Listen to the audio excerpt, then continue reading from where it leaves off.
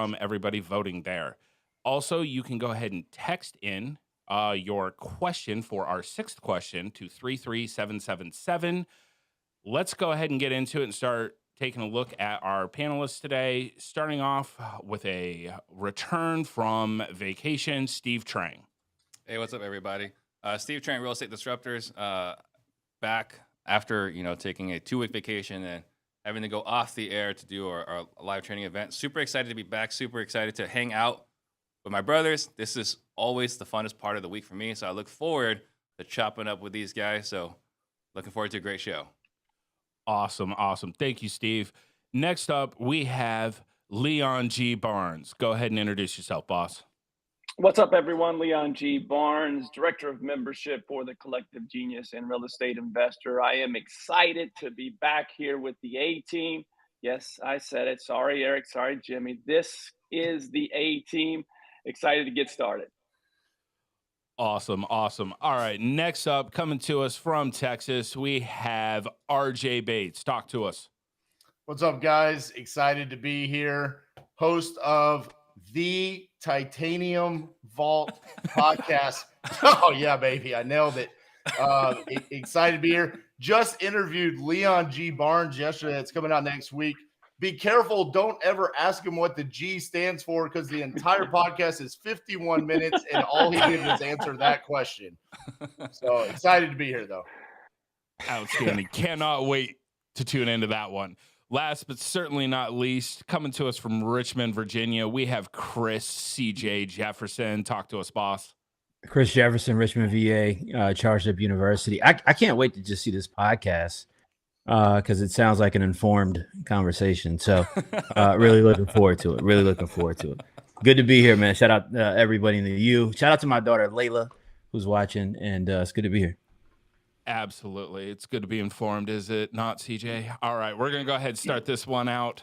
First question on deck today.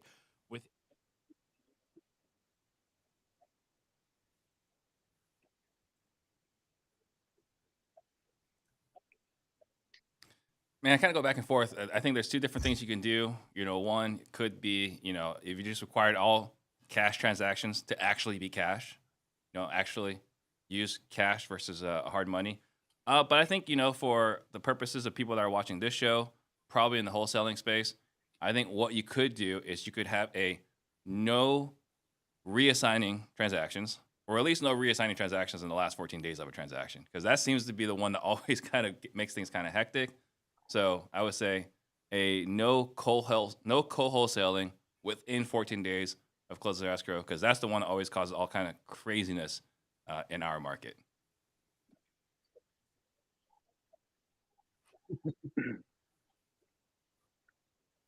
Man, so excited that Steve is back, because he's always on the fence with every answer that he has. Couldn't give you one decisive answer.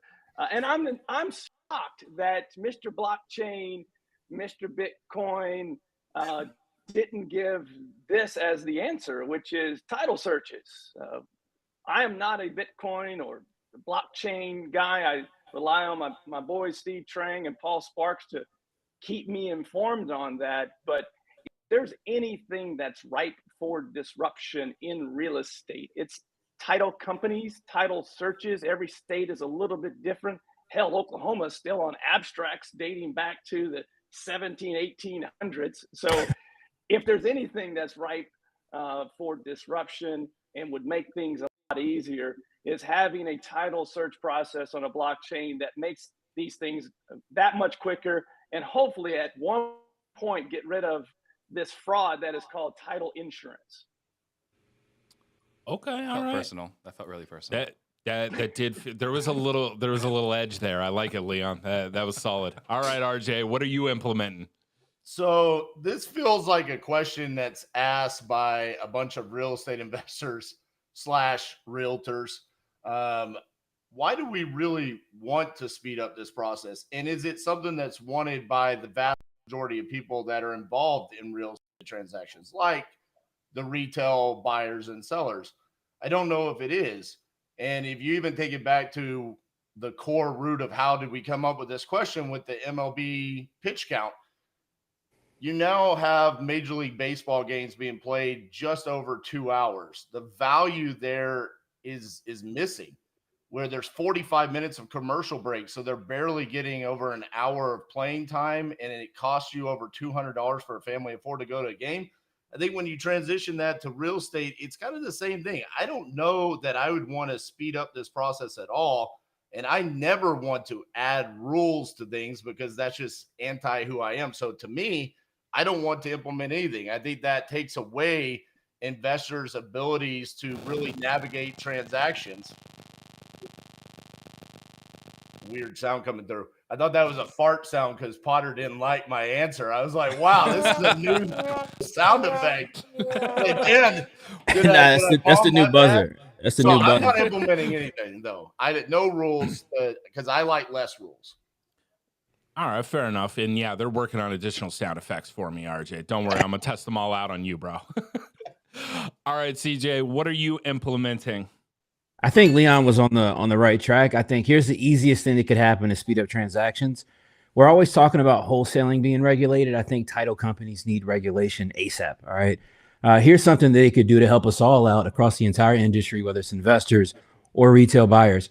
Why the hell do title companies or title agents only pick up the file a day or two before closing to take a look at the title search to try to determine what liens are on the property, what encumbrances are on the property, and then closings get kicked out every single day because somebody was lazy and didn't want to take a look at the title search when it came in after 7 or 10 days when it was requested.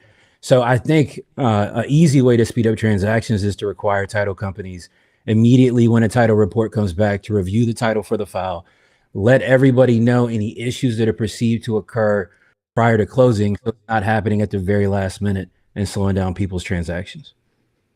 So here's the funny thing that I feel about this is that we're talking about speeding up transactions, but we're all investors here. And one of the things that we talk about openly when we're trying to close the seller is you could close faster with us because we're cash. So do we really want those retail closings to be able to close faster? That's a fantastic question. I mean, I think really the biggest thing is, we talk about we can close fast with cash. Most homeowners, not most, but a good chunk of them freak out when we say we can close faster than 30 days. They're like, I can't get all my stuff out of here in 30 days. Why do we have to close so fast? So I think to your point earlier, RJ, I think that's a great point. And then Leon, you bring in a great point as well. As far as I didn't come up with the blockchain component. One of the things that we have in Phoenix, we are so fortunate and blessed. If you have clean title, we can close in a day. I've done that, right? I had funds at title and clean title within 24 hours of a motivated homeowner reaching out to me, right? So that's the reason why I didn't come up with it. However, at the same time, you also brought up Oklahoma. We went to Oklahoma, and man, talk about shock. Why does it take 3 months to clear a freaking title abstract? What the hell are you talking about? So yeah, I'm looking at it from a local perspective, not looking at it at a national perspective. So that, to your question, RJ, I think in a traditional real estate transaction, they're still going to take more time than what we would traditionally close in with a cash purchase, just because you have the underwriting of the lender on that side. So even if it's sped up, it's not going to be sped up to the time frame in which we can purchase from a cash standpoint. And I think if this goes to, we have this technology available for a lot of things. It exists for automobiles. It exists for a lot of different things that we deal with on a daily basis. Someone pushes a button and knows that the title is clean, but every state regulates it a little bit differently. And it's just, I'm not saying that it keeps us from doing our jobs and what we're great at, which is closing on time and quick.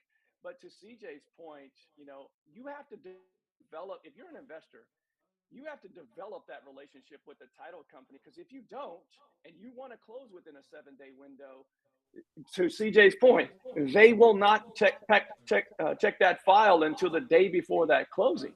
So you have to build that relationship. If you change that, now everything is uniform and you no longer have those issues. Yeah, and I think speed is just speed to convenience, right? Like convenience to all parties involved. If you've got a buyer and a seller, whether it's retail, whether it's investment, to me, it's just about speeding up for convenience. If you've got somebody who's trying to sell a home and they are on a contingency contract and they've got to sell this home before they can close on another home from a retail perspective, and there's delays caused there for different reasons that could be eliminated to make these transactions much smoother for everybody involved. I think that's really the intent of the question about, can we speed up these transactions and regulate title companies, stop messing up people's money. So I will speak on that part, CJ. I think you're absolutely insane about regulating title companies. So they are already very, very heavily regulated. So there's a ton of regulations on a national level, and there's even additional regulations on a local level, at least in Arizona, right? Like the Department of Financials, I can't remember, the Department AZDFI. of Financial Institutions. Department of Financial Institutions, right? Closely regulates the title insurance companies. But as far as they're not picking up the file until the 2 days prior to close, there's a couple different things happening here, right? One is, there's a constant triage, and all businesses go through it. Title companies may be the worst at it, but there's all sorts of triage, like which file do I work on first? And on the inside, I can share with you, retail transactions take priority over wholesale transactions, and people that are doing 10 deals a month get priority over guys that are doing 1 deal a quarter, right? Sure, but so if you're running into it, go ahead.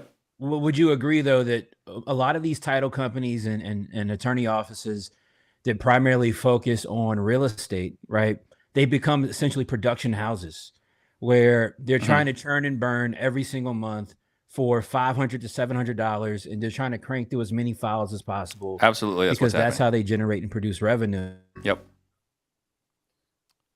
All right, we lost CJ there. Here's the other thing, too. This is what I learned in expanding to New Mexico here. When we were in New Mexico, it was pretty clear service is not a priority because there's not a ton of competition. In Phoenix, where there's a ton of options, service is a priority, right? Like they want to earn your business. But man, when we were in New Mexico, it was like, hey, we need to get this taken care of. It's like, yeah, we'll look at it in 2 or 3 days. Like, no, we're closing in 5 days. Like, yeah, I know. We'll look at it in 2 or 3 days. All right. We're going to go ahead and wrap that one up. Hopefully we get CJ back sooner or later. It doesn't matter. He's not getting the point. So on that round, hey, he's back. On that round, just because I love the fact that he tied it back to the original reason on it, I'm going to go ahead and give this one to RJ from the aspect of I like less rules in the real estate thing. I'm not disagreeing on title companies, but to Steve's point as well, they're super regulated as it is, and yes, they are nothing more than they're a money factory. That's all that they're here for. All right, next up, we have how will real estate be affected by the recent OPEC announcement of slashing oil production by 2 million barrels, which is increasing our gas prices? Go ahead and start us off, RJ.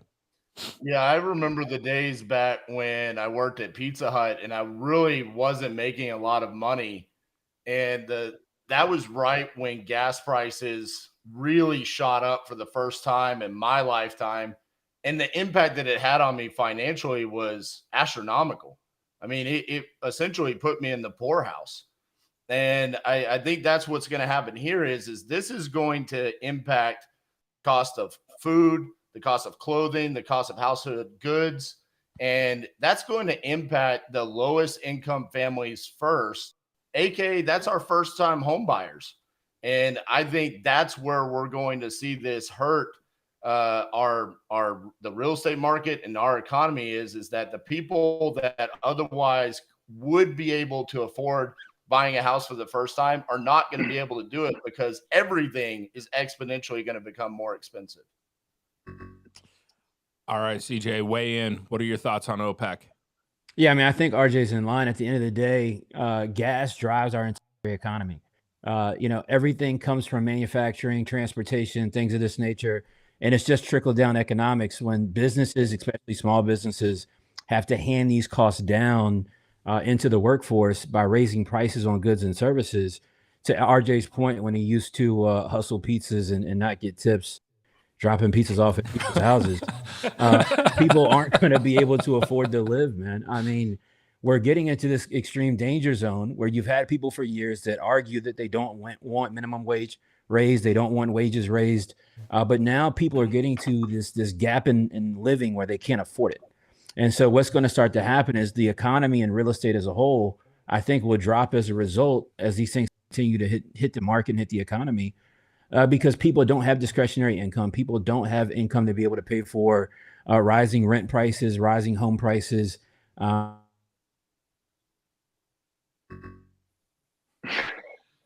Apparently the Lord's out here doing my job right now. All right, we'll see you in a minute, CJ. All right, Steve, what are your thoughts? Yeah, I mean, I think going back to what I already said a moment ago, like when price of gas goes up, everything else goes up, right? Labor has to use gas, right? Lumber, all materials, everything just becomes more expensive. And what's always unfortunate is that everything gets more expensive when gas prices go up, but nothing gets cheaper when gas prices go down. So it just continually just gets more expensive. Everything just gets more expensive over time. So with all that being said, right, the cost of building a house is just going to increase. The cost of remodeling a house is just going to increase. So all that's going to happen is it's going to increase the value of the home, not because the house is more valuable, but just because everything is more expensive. By nature, the houses will be more expensive. It's going to affect affordability. It's going to affect the what people can qualify for. But I don't think it's going to cause the price of houses going to go down. I think it's going to cause the value of the prices of the homes to go up. Good point. It's conditioning. All right, Leon, what are your thoughts? I agree with everything that they said, but I do have a comment that's a little bit different because we've been talking about this, for months, of everything going up and how it affects first-time home buyers for sure. But my perspective from working with 300 real estate investors across the United States, I think may be a little bit different here because I'm starting to think, and the question was foreseeable future, which I translate to this year, later this year, maybe first of next year. Last year, when we saw the market shift, because we're trying to get inflation down, it remains high. Interest rates are between 6 and 8% on 30-year fix. And Q3 and Q4 did slow down for real estate investors across the U.S. last year. But everyone in our community right now is saying how much buyers have come back in Q1 of this year. So I'm from a foreseeable future, I'm not seeing that impact that we've been talking about on this show for the last year now, specifically on how it affects real estate. I just haven't seen. Doesn't mean, CJ and I have talked about this a lot. Doesn't mean that it won't affect it down the line in the next couple of years. But right now, I'm not seeing any immediate impacts as buyers are back to buying in real estate because inventory is still low, is still moving at a very high volume. But Leon, that's what's going to happen in May. The gas prices are going to go up, and anytime the gas prices go up, what else goes up? Interest rates. They're going to jack the interest rates up even higher. They're going to force the issue here. They're going to make it where they're going to slow things down. And to Steve's point, when gas prices go up, what else goes up? Everything else. So this reaction right here is going to double down on what they're trying to slow down with the interest rates. It's actually scary what could happen here because they're trying to slow down the inflation, but in reality, this is going to cause all of the prices for everything to go up. So let's have a conversation about that then. What do you see? We haven't seen double-digit interest rates since the 1980s. What do you think it will go that high into the double digits for fixed 30 years? I sure as hell hope not, but I mean, with the way that we're going, and it seems like every part of the disruption, we're talking about one more step getting us closer to that point. So, yeah, I think so. Eventually the levee breaks. But I think, Leon, the other thing too, though, is right. Like, can we not agree that the housing market is currently being affected? It's just not being affected at the average or lower home price, right? I think if you take a look at the market and look at just hardcore data, I think the market right now is being affected above median home values in most markets across the country right now. I would agree with that. I think most people who have these perspectives on Facebook and Instagram and they talk about the economy and the market and this, that, and the third, realtors, the majority of people's business is occurring under median value in most markets. And so, yes, in most markets, under median value, market is strong because everybody trickles down. If you couldn't afford a $650,000 house last year, now that's a $350,000 house. All right. So now you're starting to compress into median market for your area. And so that's why that segment of the market is still moving and things are still happening. That's literally the only reason. It's because people are continuing to drop down into it. But once these things start happening, the levee breaks, then it has widespread effect on everybody's income. Now you start to have significant issues across the board. Again, is it foreseeable future? Long term, I don't know that we've got that particular crystal ball. But I think now it's time to brace for the hit a little bit and make sure that you can absorb it when it comes. Now, there is the best point of this discussion is how does it affect us as real estate investors? It should affect us, for all of us, and anyone that's listening to this, is that we have not hit rock bottom yet. So if you were planning on taking in on that above median flip that was going to take you 6 figures to flip and maybe 9 months to finish, you might think twice about that for the foreseeable future. Absolutely. 100%. All right. That was actually probably one of the most informed, respectfully done questions of all time. I know that Jimmy V is not a huge fan of when I do this, but luckily for us, he's not on the show. I'm giving everybody a point on that round because you guys were just lights out. I am just feeling great about the collective future of this panel right here. Next up, we're going to have a little fun with this one. We are, or we better, or I'm going to be really disappointed and take everybody's points away. Who is the most famous contact on your phone? Start us off, Steve. Man, I feel embarrassed to say this, going through and everything that we've gone through in the last few years. It's okay, boy. I think the most famous person in my phone is Pace Morby, right? I mean, I think there's an element of he's outgrown all of us. It was a point where I was the real estate broker.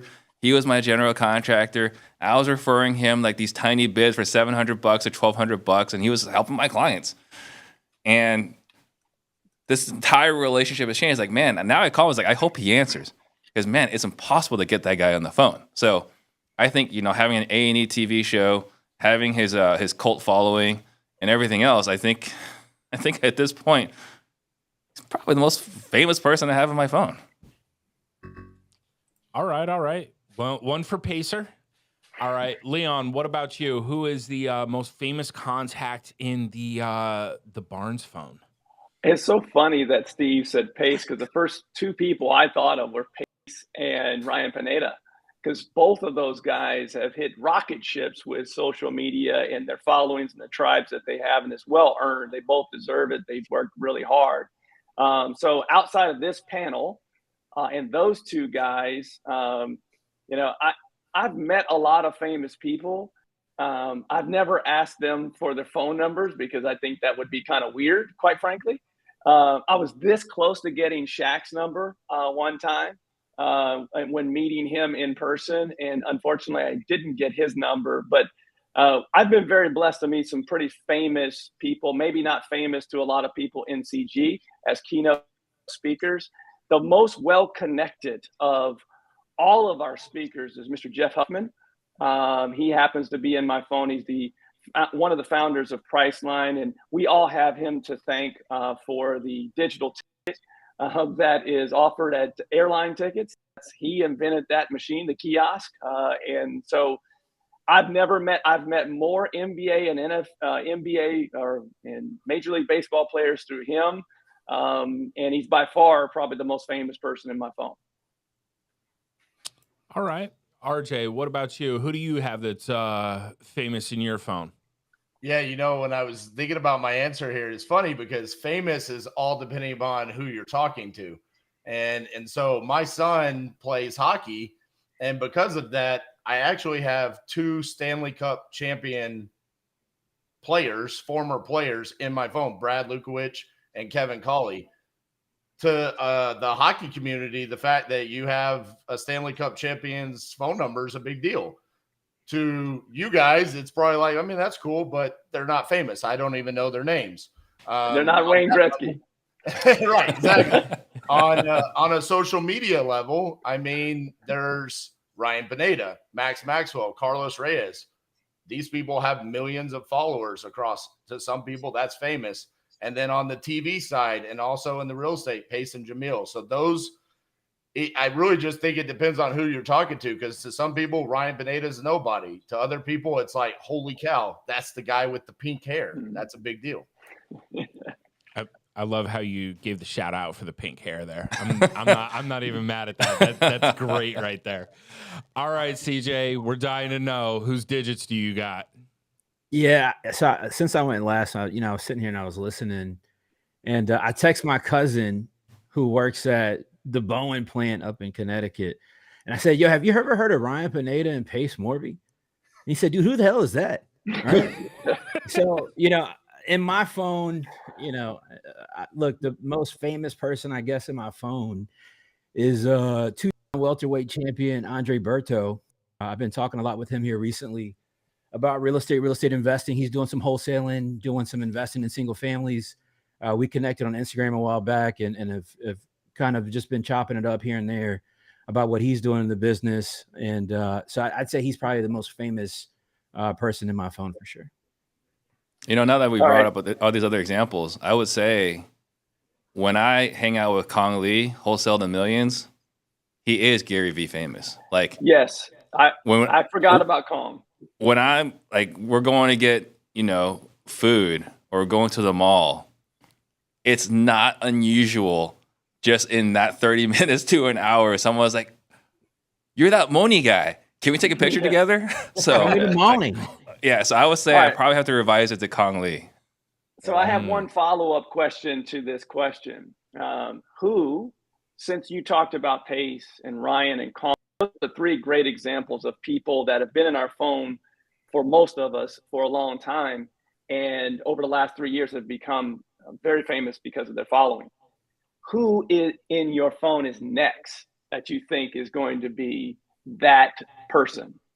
Who do you have in your phone that is the next famous person? That's an interesting, whether in this industry or not. It's funny you asked that, Leon, because the people I named off, Ryan Pineda, Max Maxwell, Pace Morby, Jamil Damji, I had their phone numbers before they became quote unquote famous. And it is funny. It's like, who is that person? I hope it's someone on this panel. I really do. Because I know how much hard work that we all put into elevating our game to their level. So I hope it's someone on this panel. I wouldn't be surprised if it's CJ. I had a conversation with Pace a couple of weeks ago right before I went to Vietnam. I was like, "Look, I love what you do, what you've done with your community. Tell me how you built your community. Give me like a roadmap." And then 2 days ago, I had a conversation with Chris Jefferson. "Hey, look, I like what you're doing with Charged Up. Tell me, give me a roadmap to how you build it up." And the conversation, Chris has a plan. Like, he's not. This is not a hobby. This is not a side hustle. Chris has a plan. No doubt. Right. So I would not be surprised if CJ is the next in my phone. Well, I'll still pick up your call. All right, because you're my guy. All right. Thank you. Thank you. I think I say one or two of my students. I got two students, man. Shout out to Thabit. Shout out to Andre. I'm trying to be intentional about giving them a platform, giving them a space to speak, edifying them. They've got incredibly phenomenal stories, powerful voices that just have reach and impact. And, whether they become famous or not, I'm not sure, but I think they deserve to be heard by more people.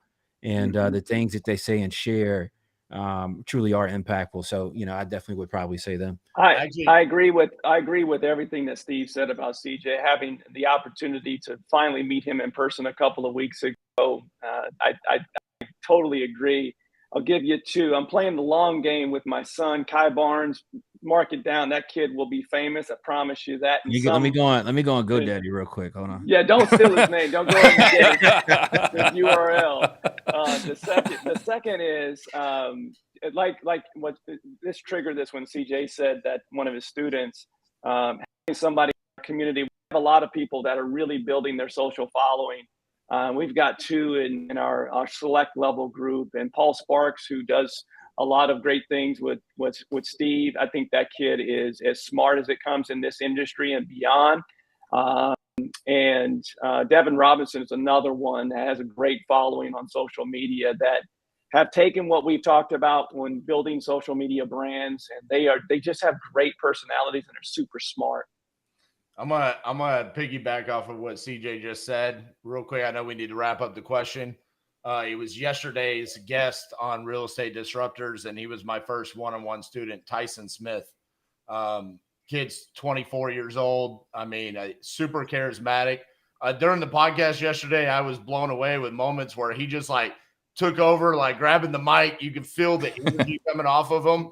He's already borderline a TikTok star. I mean, he goes live every day closing deals. I think he's going to be one of those guys that really takes. Oh, he's got a ton of potential. I like it.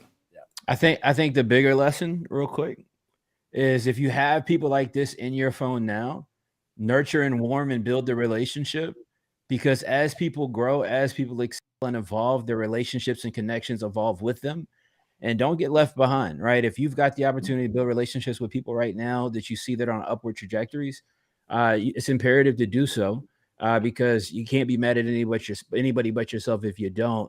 And then, you're calling them like Steve, and, it's like, hey, I'll call you, Pace is like, yeah, I'll call you in 2 weeks. Now, Pace, shout out to my guy, Pace, even though my cousin at Bowen doesn't know him. All right. He picks up my call. So shout out to Pace. All right. Shout out to Pace. Yeah. CJ's ahead in the race. He answers my calls too.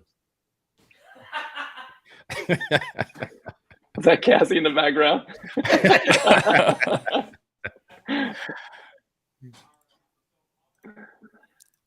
I think Potter, I swapped internet connections with Potter, man.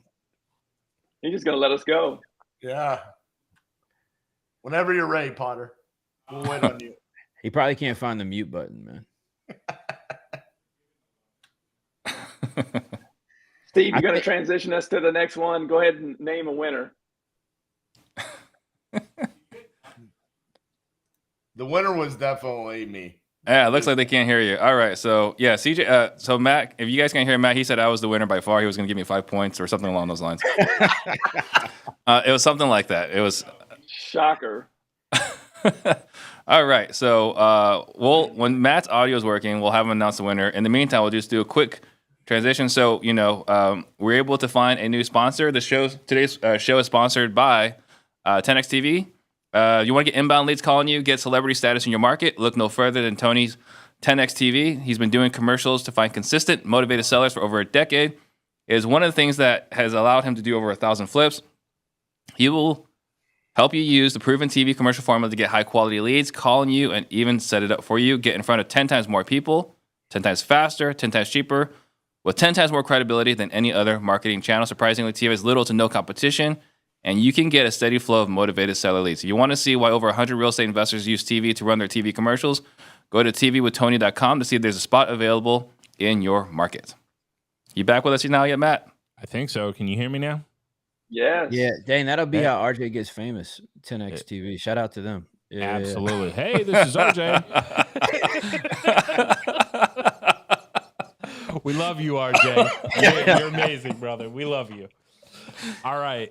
So it looks like they finally fixed my connection over here as I got kicked back to the closet because Steve's back. So up next, with the indictment of Donald Trump this week, as an entrepreneur, how do you make sure that you play within the limits? Since Steve gave himself apparently 5 points the last go round. Steve, start us off. So, if you guys have worked with me in the last 15 years, you know that I love the gray area. I like to play in the area where you're between the dark gray, but never crossing the black. There is a line there. So whenever there's a question, someone that's worked with me, say, hey, what do I do about the situation? Whenever they ask me a question that could be questionable, my response is always a phone call, and it's like, why the hell would you text me that?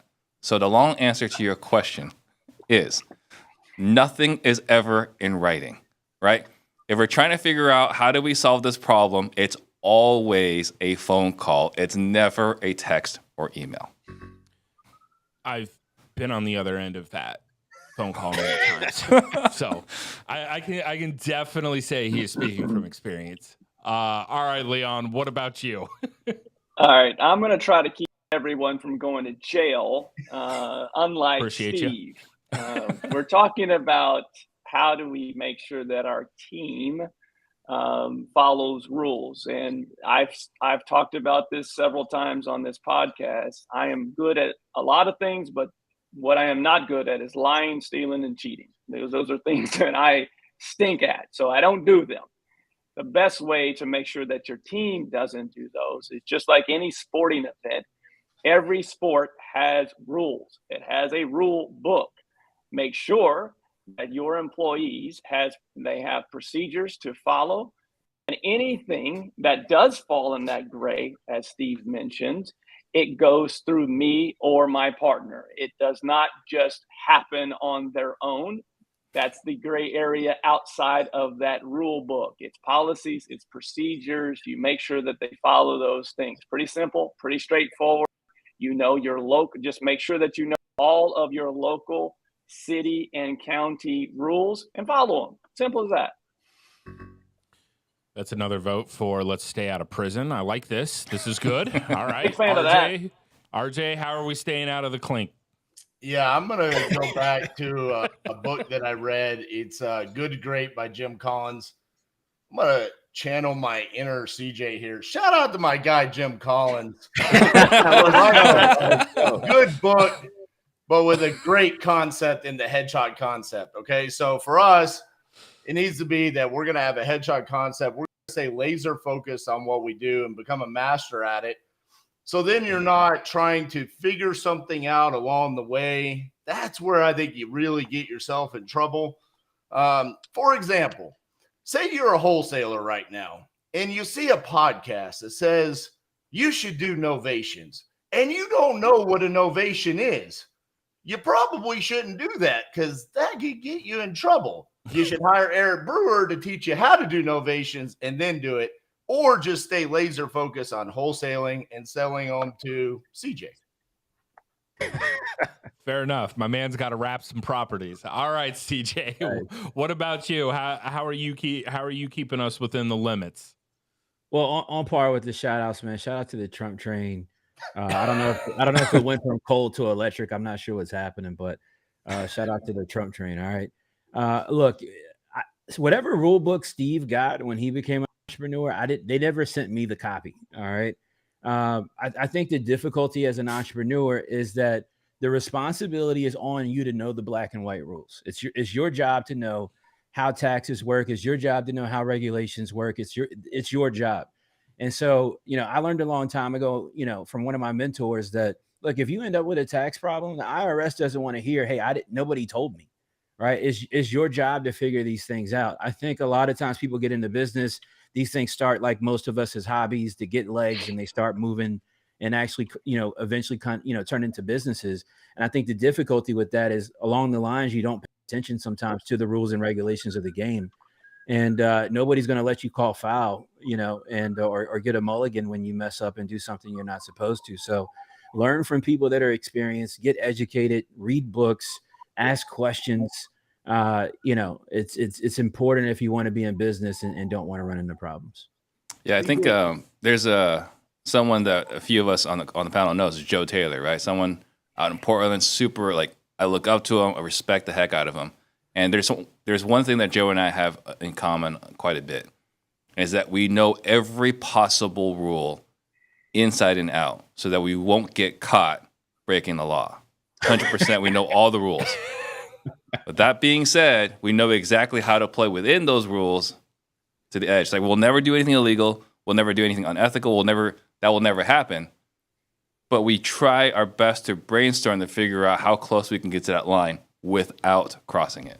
I read the indictment, and that what you just said is exactly what Trump said to Cohen that made him go get a HELOC on his home because he didn't have the cash and front it for Trump. And now look at these guys, man. Shout out to the electric Trump train, man. CJ, let me ask you a question, man. Do you think the reason why you don't have any points today is because you just keep mirroring everything I say word for word? You should be indicted for plagiarism of your effort today as part of the Disruptors. What are you, Chat GBT, man? Look, I don't know what you're talking about. All right. I think we could all agree that your influence, all right, comes from me. And look, and that's all right, man. That's all right, man. I'm here to help, man. I'm here to help. Give me a shout out at the end of this rant. Shout out to RJ Base the third, man. Make sure to respect the third, man. Put respect on the third. Oh man, that's amazing. Just because of the fact that I've been on the other line, I'm gonna give Steve a point. Actually, I'm going to give everybody a point in this round. So just so that I can tell, just so that CJ's got points, so that RJ can't sit there and talk trash. Leon's over there. He's doing like jaw exercises right now. I don't know what's going on with that. So He's biting his tongue. Oh, is that what he's doing? I was. Oh, okay. I think there's some judgment over there. So it sounds like everybody. Leon, I saw it too. I saw it too. I know what's going on, Leon. I know what's going on here, man. My man, you're a judge, and you're just giving points away like Tic Tacs. Manny, I'm gonna need you to go ahead and remove Leon's points. There we go. All right, question number 5. Let's bring it home strong here. We're on the back end.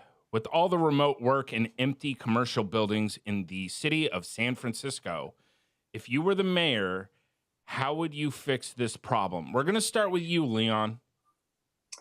So in the 1980s, I saw this in Kansas City, Missouri. Downtown Kansas City, Missouri was a place that you did not want to go. A lot of abandoned commercial buildings, and it wasn't because of COVID. It wasn't because of anything other than people moved out to the new suburbs of the Kansas City metro on the Kansas side and the Missouri side. Both were developing outside of the downtown area. And over time, they started to realize that in order for this to be a true major league city, we have to invest back in a downtown area. It talked about ballparks and sports, things of that nature. And they started offering, the mayor and the district started offering incentives for developers to come in and take those old buildings and turn them into things that would attract people. Now, at the World Cup, the Super Bowl, anytime you see a video, live shots from Kansas City, it's from a district called the Power and Light. And that came on national broadcast. I was listening on YouTube. So you want me to pick it up from there? If you remember what you said. Absolutely, I remember what I said. Are we? He always has cliff live? notes. Come on now. You tell me when. We're back. All right.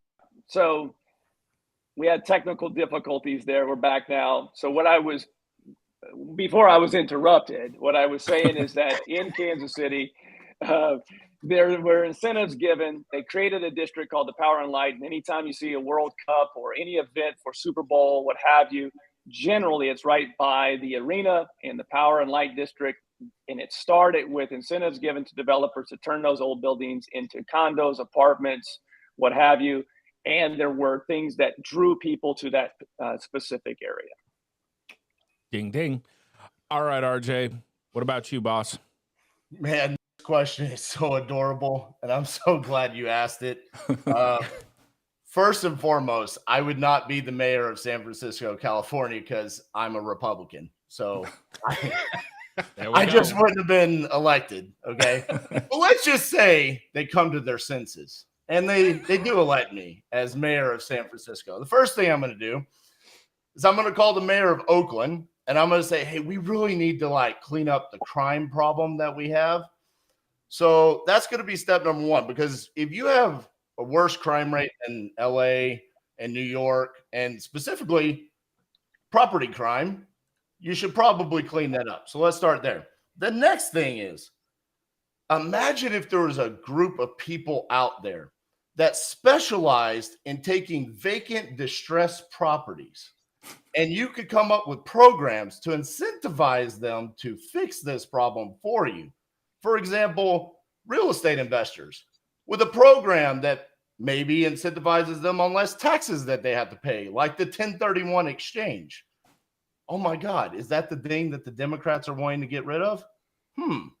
These are the things that need to happen. Just like Leon said, incentivize the people to come in and revitalize the vacant, distressed properties, whether they're converting it to multifamily or just revitalizing it to a new part of downtown for commercial or retail or whatever. There needs to be an incentive package to real estate investors to come in and fix your fuck ups. There's RJ Bates, always good for ratings.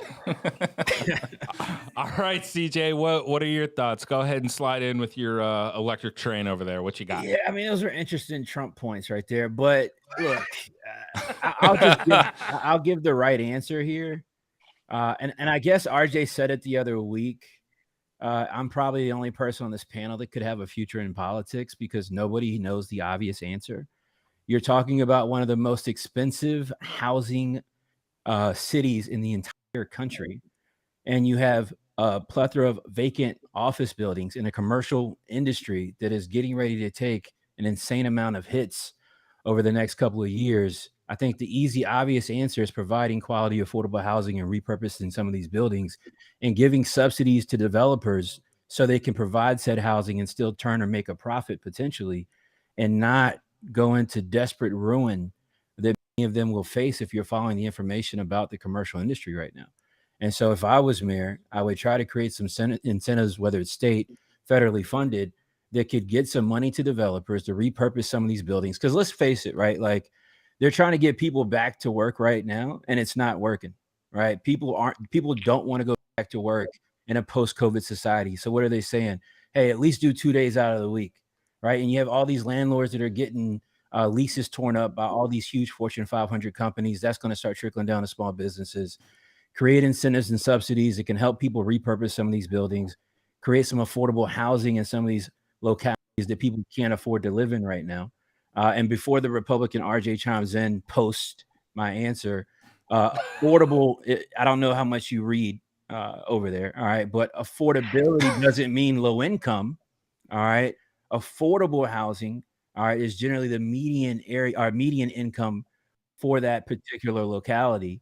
So this isn't like Section 8 and this, that, and the third. All right, this is affordable housing for people that want to live, work, and play in a place like San Francisco, but can't afford to. And I do think that crime obviously needs to be addressed as well. But we're talking about commercial property at the end of the day. All right. Let's give Steve a chance here. All right, Steve, chime in. How are we fixing San Fran? I think it's pretty simple. I don't think we really need to provide a bunch of incentives. San Francisco was a very beautiful city, right? You go there, you visit. You're in awe as you're crossing the bridge to visit it. The weather is one of the best in the world. It is a very desirable area. You don't need to incentivize people to go there. You just need to create conditions where people aren't afraid to be there. So I think it's a matter of just cleaning up the crime and enforcing the laws. I think that's really all it comes down to, right? People will invest if they feel safe there. You know, you read some of these employees, like our businesses closing. It's like, I had to close that location because my employees didn't feel safe going to work. And you look at just, at an international level, there's reasons why we won't invest in certain parts of the world. It's because there's no guarantee that if I invest in that part of the world, that I will have a return on my investment. If they can create some sort of stability, some sort of sanity that if I invest over here, you guys aren't going to try to, tax me more, like not tax me the same, just try to tax me more and so on. I think you can create conditions where people will be wanting to invest within San Francisco. Chop it up. There's never been a more incorrect answer than CJ's answer. How is providing affordable housing going to clean up the vacant commercial buildings? We're talking about the fact that think about what you're asking right now. How are you going to clean up work there because the companies in San Francisco tell them to work from home because of the crime.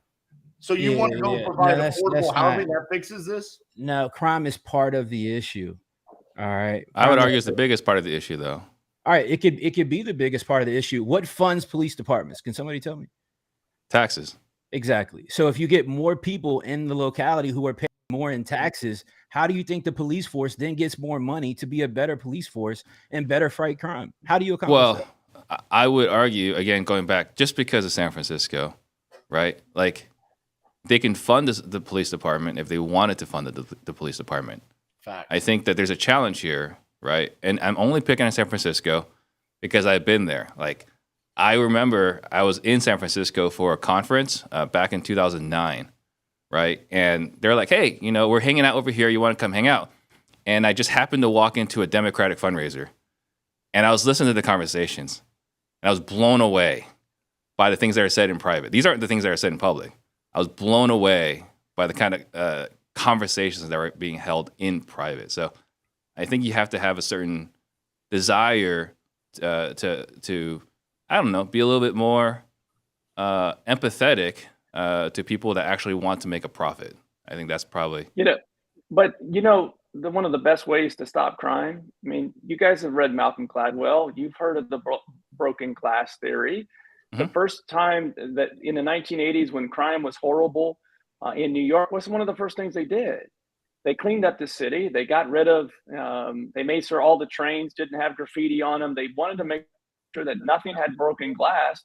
The best way to do that is to incentivize, whether it's affordable homes or conversions to apartments, what have you, is to incentivize developers, to RJ's point, to go in and revitalize those particular areas. I haven't been to San Francisco in a long time, but the new arena, they built, there's development opportunity. Last time Charles Barkley was down there for the NBA Finals, we all hopefully heard what he said. He had to get through all the homeless people in order to get to the set. So, to my point earlier about Kansas City and the Power and Light District, is they found they had to have something that they could build around. You can now build around that brand new arena, but it's going to take some incentive to be able to do that, to get rid of the blight, to drive out some of that crime. CJ, real quick, hold on. I got one last thing to say on this. CJ, have you ever been to San Francisco Junior? That's Austin, Texas. That's where all the people from San Francisco moved. They went to Austin, and they're doing the exact same thing there. Crime has increased. All the prices are through the roof. Commercial buildings are now empty because it's all based around the companies are saying, we can't have a business here because of the property crime that's going on. Hey, Chris, Please. we're supposed to be snarky with each other, not with the audience. Leave the audience alone, Chris. No, shout out to Noah. Yeah, Fantasyland is working pretty well for me for sure. Let's focus on the ones on the screen here, Chris. Shout out to my bank account. But no, listen, I think we're all seriously. Shout out to my bank account. Seriously, it's a nice fantasy to live in. But all I'm saying is this: I'm not saying that you guys are wrong, but I'm saying housing is a part of revitalization. Right? It is. Housing is a fundamental part of revitalization. I'm not saying every single building that's a commercial vacant unit has to be an affordable unit. I'm saying it simply could be a part of that particular plan and should have some priority there as well, because crime occurs when you have these vacancies, when you have empty districts, when you have empty places, all right, that you have these large buildings, you have multiple plots of land, parcels that are in tight density and they're vacant. And so you have people who then are homeless. You have people that are then running around the neighborhood, and you don't have other people there. And so there's not even an intention from the police force to even patrol some of these areas as well as they should be. If people were living there, if people were working there, if the area was revitalized, to Leon's point, and people were living, working, and playing in a particular area or district, it's going to have more intention from city government to be more patrolled, to be more secured, and these types of things would be fixed. I don't think that's difficult to understand. Hey, Chris, I'm with you on affordable housing. I think affordable housing is absolutely critical. I would just put San Francisco as not ever going to be a part of the affordable housing conversation, right? Like, well, I mean, affordable for San Francisco. I don't mean where I live at, where you live. I'm saying in the context of San Francisco. Yeah. All right. So that one went exactly how I anticipated it would. So congratulations, guys. And even though he was biting his tongue the last go round, the most encompassing answer came from Leon G. Barnes, who is going to be awarded the point. Let's give everyone points again. No. All right. Take away Steve's points. All right. Last question. This one comes from our audience, and Steve's not allowed to participate. So With a declining economy, what's the best advice for wholesalers to prepare and survive business-wise during the upcoming economic dip and job losses? Start us off, Leon. This is something that we talk a lot about in both our Premier group and our Select group. We saw that change in the marketplace almost a year to the date, where Phoenix and Salt Lake and San Diego saw underwriting changes immediately. And you have to be fast to react, first and foremost. And you have to make sure that you are lean and mean moving forward. When times were great the last 5-6 years, those people that just got into this business over the last few years, you've never seen a downturn until last year. So you could try things out and lose money and be okay.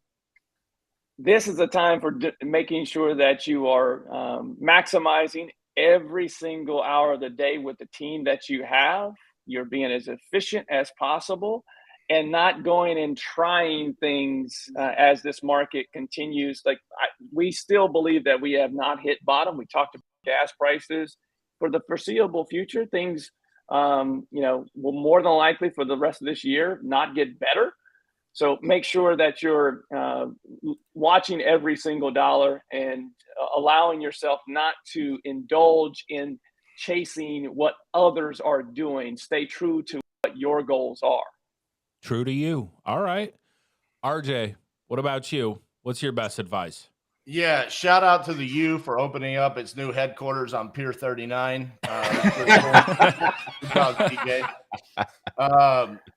Listen, if you're a wholesaler right now, I think first and foremost, go through your expenses, look at the systems that you've subscribed to, make sure you're actually using those and that they are providing a return on investment for you. Because listen, we live in a shiny object culture where every different person with YouTube or Instagram is telling you to sign up using some affiliate link. So make sure that whatever you are subscribed to, you're using and it's working well. And then from there, refine 2 skills: how to underwrite a deal, truly how to underwrite a deal. And then second, how to close deals, how to actually buy at a discount. So you're providing value to your cash buyers with both equity and the ability to cash flow. I think that's what's going to get you through to this, because majority of wholesalers lack those 2 skill sets. All right, CJ, coming to us live from Pier 39. What you got, boss? No, it's a beautiful day. Is it just me, or does RJ have a teleprompter over there? But nonetheless, running for office. nonetheless, if you're a wholesaler right now in this economy, I think you got to be doing a couple of things. I think you got to know who are the top 5 buyers in your market that buy the most consistently and exactly what their buy box looks like. And I think you need to be intentionally serving them right now in this market and the foreseeable future. I think you need to be putting an emphasis on your education and figuring out how you can purchase properties with non-guaranteed debt using creative strategies. I think you need to also be taking a look at your business and figuring out how to lean it out. For 2016 to 2020, all wholesale marketing for courses, education, masterminds, everything was about who could have the biggest sales team, who could do the most deals, this, that, and the third. Those people are the people that are having problems right this second, even if they're not going to tell you that. All right. You need to have a lean team. You really don't need more than 3 or 4 closers to run a 7-figure business. Make sure you got your business structured the right way. Make sure you know your best buyers, and make sure you're learning how you can pick up in a downturn, quality properties at a deep discount with great negotiation skills that doesn't have PG debt on it. Very nice. Very nice. All right, Steve, what about you? So I think step 1, you got to be informed, and you get that by watching Pardon the Disruption. Clearly. Right? Step 2, there's a great book, Anti-Fragile, I read very recently, and it talks about like how to thrive in a good market and a bad market, right? You got to be prepared. And I think part of that also goes back to what RJ and Leon said a moment ago about making sure you're running a lean operation, right? Making sure you're running a very lean operation, tracking, ROI for everything you're spending on. And I think the third thing is, you need to be part of a tribe. If you try to do this by yourself, it's going to be really hard. You can't thrive by yourself. So I'm in Collective Genius with Leon, right? He's the membership ambassador. Chris Jefferson, right? He runs a great community, Charged Up. RJ, he's got titanium something, this, that, and the third. Right? No, but seriously, like RJ, right? I have nothing but incredible respect for RJ. So I think, if you're part of, going to a Crucible event or, checking out what he's got going on, or, we have what we're doing. We have our mentorship program and this and that. So I would just say, be informed. And again, I think the show is great for that. But also, there are other sources out there. And run a lean operation and find a tribe. Don't try to figure out how to do this by yourself. Let me give 2 additional things that came from those answers that we've talked about before. And I think this is super important right now for those wholesalers that are, maybe already running lean. So number 1 is you got to get really great at finding off-market deals that are for free. I'm talking about relationships with agents that can't move properties, driving for dollars. Get really good at driving down your cost per acquisition. It's super important right now. The second piece is, CJ and I have talked about this many a times with Eric Brewer on Novations. Just because you are a quote unquote wholesaler doesn't mean that in your state or in your market, you can't find ways to get deals to the best buyers list you're going to find the MLS. Those 2 things, if you work on finding deals that don't cost you much and you can figure out a way to get deals to the MLS right now and for the foreseeable future, are great ways to save money and make more.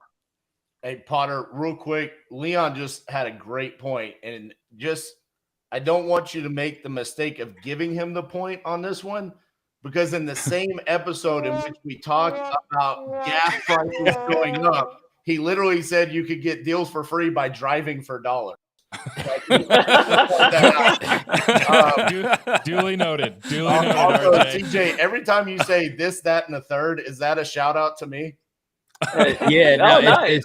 It's just my acknowledgement that, there's not very many thirds around the world, and you guys don't get enough recognition because, you just don't do too great of a job at everything. And so I want to make sure, if nothing else, that the U family, and on behalf of the U family that charged up, we make sure that we recognize you. This, that, and the third at all times. RJ, touche, my friend. Last week or 2 weeks ago, I said that Eric Brewer was the best trash talker and that you needed to step your game up. And if you're going to get there, that was the best comeback I think you may have had ever on this show. Yeah, Leon, he got that off the teleprompter, bro. You got earpiece in the teleprompter. Somebody's feeding info, bro. He's got ChatGPT running his teleprompter. That's fantastic. Cassie in the background got the IFB going into his ear. No, she's just back there holding cue cards. That's what's going on. Not even a cue card, bro. It's cardboard sign with Sharpie marker on it. They got that from downtown Austin. All right, that was an absolutely fantastic round. I'm going to go ahead and give this one to RJ just because, he came with the smack on it. He did. So RJ Bates is going to be our winner today. But I got 5 points that one round. And no, that's when you cut off my audio, so I couldn't tell you that your answer was the worst in PTD history. There's a difference. Oh. So, that being said, we have had a blast today. It has been everything I was really hoping that it would be. Some good fun banter and some really good insightful thoughts. I hope that you guys enjoyed the show as much as we did having it, minus all the audio issues. We blame Steve for that. Before we leave, I think we probably did. No, we didn't listen. I just pictured RJ at the ice hockey rink. Please don't. With his ice skates on, talking to these 2 random famous hockey players in his phone. Telling him that he won part in the disruption today, just talking out of his ass. So he's going to. He's going to. He's going to be like, let me call my boy over at the U. Hold on. All right. Before we take off, everybody go ahead and do your outro. RJ, start us off. Yeah, man. So I texted my cousin here a little bit ago and asked them if they knew who the hell Chris Jefferson was. He said, who the hell's that fool? But hey, real talk though, shout out to San Francisco. I can't wait on that affordable housing out there. That's going to be amazing. I'm excited to take the crown today. I'm used to winning. Again, you can find my podcast, The Titanium Vault. I have amazing guests on there like Leon G. Barnes, Steve Trang. Chris Jefferson paid me to be on there. Nobody knows that. He's the only guest who actually paid me. But enjoy today's episode. Absolutely outstanding. All right, CJ, send us off from the U. Yeah, man. Shout out to the U family, man. Shout out to everybody who participated today. Not in voting because it doesn't matter anymore, but in the panel and Potter as a judge, Mr. Double Gates himself. Always fun to hang out with you guys for an hour or so each week. Have connection and audio issues, and just an overall good time talking trash, man. So always a pleasure, and looking forward to next week as well. Absolutely, absolutely. All right, Leon, what about you? All right, Leon G. Barnes with the Collective Genius. Steve talked about community. If you're doing 2, 3, 4 deals a month and up, check us out. Learn more about CG.com. I had a blast as always. Week off last week and excited to get back here. And this is always a great time. Another great time yesterday with RJ on his podcast. You get a chance to check that out. We had a lot of fun, and I went back and watched some of his other ones. They were terrible compared to mine, but mine will be out next week, I believe. All about elevating those around you. We appreciate you, Leon. All right, Steve, send us off. With me. So, it's been a full month since the last time I was on the show, and I forgot how much fun this is. So, I appreciate, everyone here taking time out of your busy schedule to jump on the show, Matt for hosting it, everyone for watching. And yeah, man, I look forward to this every single week. It's so much fun, and looking forward to doing this again next week. Absolutely, absolutely. Thank you, everybody, for tuning in. We will see you next Thursday. Hope that you guys have an amazing week.